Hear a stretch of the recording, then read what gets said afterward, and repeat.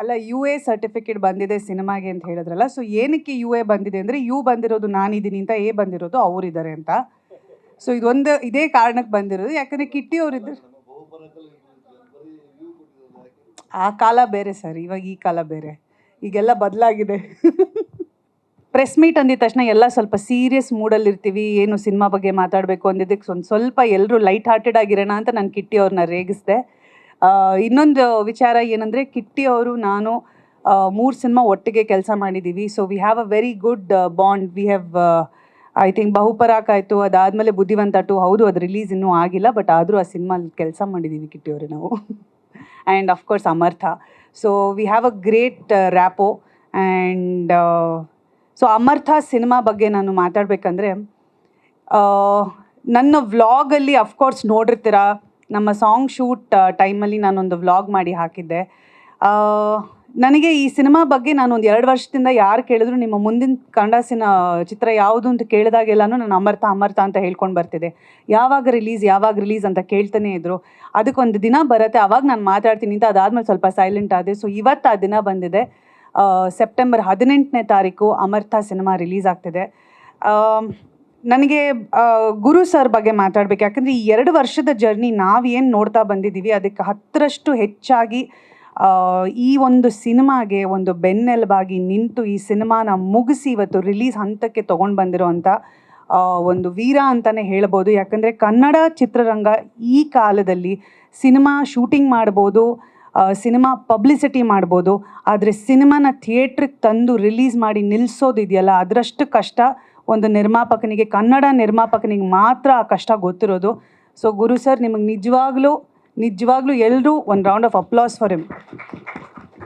ಯಾಕಂದರೆ ಯಾವಾಗಲೂ ಅಂತ ಇರ್ತೀವಿ, ಕನ್ನಡದಲ್ಲಿ ಸಿನಿಮಾಗಳು ಬರಬೇಕು, ಕಂಟೆಂಟ್ ಸಿನಿಮಾಗಳು ಬರಬೇಕು, ನಾವು ಬರೀ ಪರಭಾಷಾ ಸಿನಿಮಾಗಳನ್ನ ಮಾತ್ರ ನೋಡ್ತಿದ್ದೀವಿ ಅಂತೆಲ್ಲ ನಾವು ಕಂಪ್ಲೇಂಟ್ ಮಾಡೋ ಟೈಮಲ್ಲಿ ಒಂದು ಒಳ್ಳೆ ಸಿನಿಮಾನ ನಿರ್ಮಾಣ ಮಾಡಿದ್ದಾರೆ.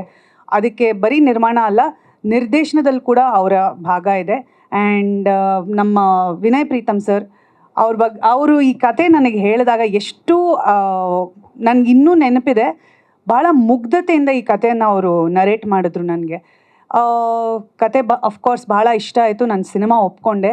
ಅದಾದಮೇಲೆ ನನಗೆ ಸ್ಕ್ರಿಪ್ಟಲ್ಲಿ ಹಲವಾರು ಚೇಂಜಸ್ ಮಾಡಿದ್ವಿ. ಯಾಕೆ 2 ವರ್ಷ ತಗೋತು ಅಂತ ನೀವು ಕೇಳಿದ್ರೆ, ಸ್ಕ್ರಿಪ್ಟಲ್ಲಿ ನಾವು ಆ್ಯಸ್ ವಿ ವರ್ ಶೂಟಿಂಗ್ ಯಾವುದೋ ಒಂದನ್ನು ನಮಗೆ ಬೇಡ ಅನ್ನಿಸ್ತು, ಇನ್ನೊಂದನ್ನು ನಾವು ಆ್ಯಡ್ ಮಾಡ್ತಾ ಬಂದ್ವಿ. ಎಲ್ಲನೂ ಸಿನಿಮಾ ಚೆನ್ನಾಗಿ ಆಗಬೇಕು ಅನ್ನೋ ಒಂದು ಕಾರಣಕ್ಕೆ ನಾವು ಮಾಡ್ತಾ ಬಂದಿದ್ದು.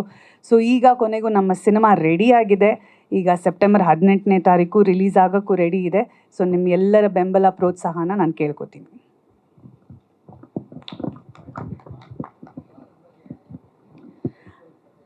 ಅಂದರೆ ಒಂದು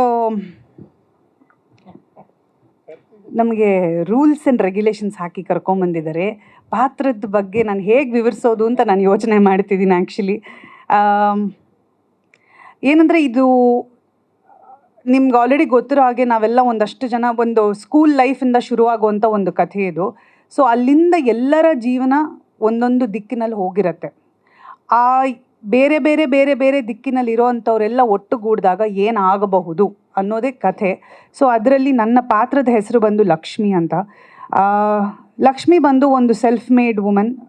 ತನ್ನ ಒಂದು ಲೈಫಲ್ಲಿ ಕೆಲವು ಏರುಪೇರುಗಳು ನಡೆದಿರ್ತವೆ.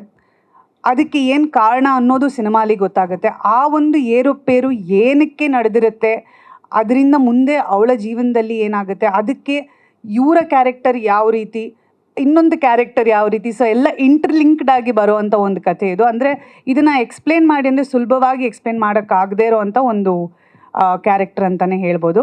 ಇದಷ್ಟೇ ನನಗೆ ಪರ್ಮಿಷನ್ ಕೊಟ್ಟಿರೋದು ಹೇಳೋದಕ್ಕೆ. ಸಾಕಾ ಸರ್? ಇನ್ನೂ ಹೇಳ